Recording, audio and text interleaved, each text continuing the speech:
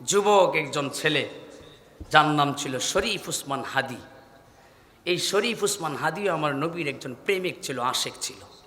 সে কোন দল করে, কি দল করে, কি করে, এটা আমার দেখার বিষয়।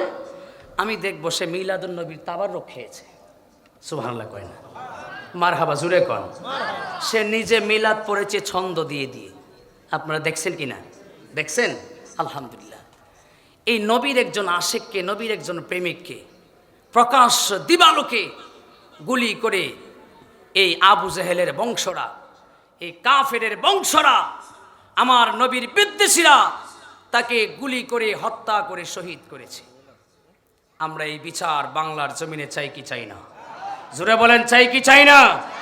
এমন শহীদ শরীফ উসমান হাদি বাংলার প্রত্যেকটা ঘরে, গ্রামে, গঞ্জে, শহর, পাড়া, মহল্লায় দরকার আছে না নাই? জোরে বলেন, আছে না নাই?